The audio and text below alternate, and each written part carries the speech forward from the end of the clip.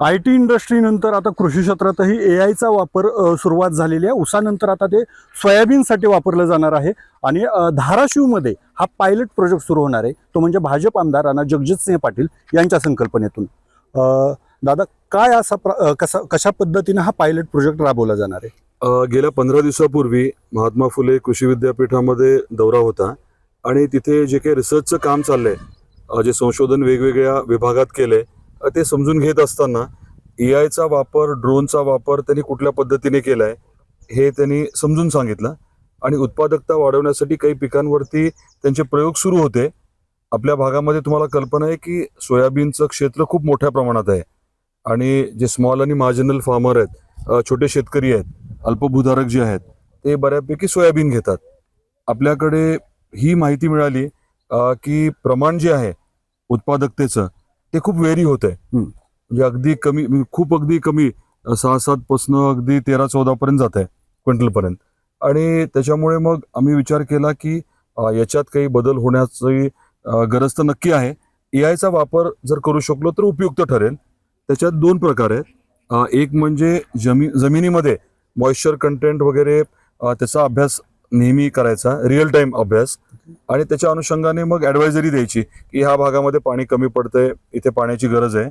आणि दुसरं म्हणजे इमेजरी, फोटोच्या माध्यमातून जर कुठे काही रोगराई होत असेल तर जरा ॲडव्हान्समध्ये शेतकऱ्याला कळवायचं की ह्या भागामध्ये ही फवारणी करणं उपयुक्त ठरेल। आता या 2 पद्धती तुम्ही सांगितल्या, हे प्रत्यक्षात त्याची अंमलबजावणी कशा पद्धती होणार आहे? म्हणजे फोटोचा माध्यमातून कसं ते ऑब्झर्व केलं जाणार आहे आणि जमिनीतलं कसं? नाही, आता जे ह्यातले तज्ज्ञ आहेत ते प्रत्यक्षामध्ये कुठला वापर करायचा ते ठरवतील, परंतु 2 पद्धती, एक तर वेदर स्टेशनच्या माध्यमातून, कॅमेराच्या माध्यमातून, आणि दुसरं म्हणजे प्रत्यक्षात सेन्सर ठेवून। आता उसाच्या बाबतीमध्ये आपण ऐकतो, उसाच्या बाबतीमध्ये दोन्ही गोष्टी वापरल्यात आणि द्राक्षाच्या बाबतीत तर आधीपासून शेतकरी आणि संबंधित जे लोक आहेत त्यांनी हे तंत्रज्ञान जे आहे ते बऱ्यापैकी पुढे नेले। आता तेच सोयाबीनला स्वस्तात कसं आपल्याला वापरता येईल, कारण संख्या मोठी असणार आहे, व्हॉल्यूम्स मोठे असणार आहेत, त्यामुळे स्वाभाविकच आहे की हार्डवेअरच्या किमती आपल्याला कमी करता येतील। तर आपला भर जो आहे तो आता पायलटवरती आहे। पायलटमध्ये कसं आहे, सगळंच एकदम 100% यशस्वी होतं असं नाहीये, पण त्याच्यावरून आपल्याला आयडिया येते। म्हणून आपण वेगवेगळ्या पद्धतीचे शेतकरी यांच्यावरती प्रयोग करणार आहोत। ज्याचं कमी उत्पादन आहे त्यालाही घेणार आहोत आणि ज्याचं जास्त उत्पादन आहे, ज्यांनी शेतीमध्ये गुंतवणूक जास्त केली आहे, त्यालाही घेणार आहोत। दोघांचं उत्पादन आपल्याला वाढवता कसं येईल याच्यावरती भर राहणार आहे। पायलट प्रोजेक्ट जिल्ह्यामध्ये कुठे राबवला जाणार आहे, यासाठी किती शेतकरी आयडेंटिफाय करण्यात आले? आपण 100 शेतकरी म्हटलो होतो, पण पायलट लहान असावा असं विद्यापीठाचं मत आहे। उपळा गाव जे आपल्या धाराशिवच्या जवळ आहे, तिथले शेतकरी गेल्या आठवड्यामध्ये राहुरीला जाऊन आलेत।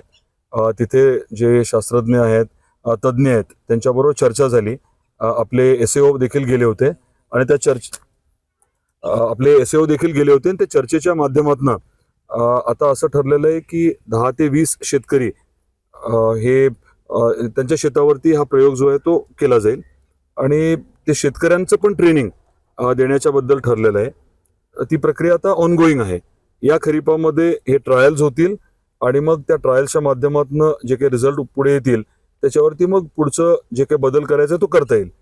पण मला आवर्जून आपल्याला सांगायचं आहे की AIचा वापर आणि ड्रोनचा वापर हा शेतीमध्ये पुढच्या काळामध्ये अनिवार्य होणार आहे आणि धाराशिव जिल्ह्यात या दोन्ही तंत्रज्ञानाचा जास्तीत जास्त वापर लवकरात लवकर सुरू करण्यासाठी आम्ही प्रयत्नशील आहोत। एकंदरच राहुरी कृषी विद्यापीठाच्या सहाय्यानं सोयाबीन उत्पादक शेतकऱ्यासाठी, म्हणजे प्रामुख्याने मराठवाड्यात सोयाबीनचं मोठं क्षेत्र येतं आणि सोयाबीन उत्पादक शेतकऱ्यांसाठी धाराशिवच्या उपळा गावात हा पायलट प्रोजेक्ट होणार आहे। नक्कीच याच्यातले जे येणारे फीडबॅक हे शेतकऱ्यासाठी फायद्याचे असणार आहेत।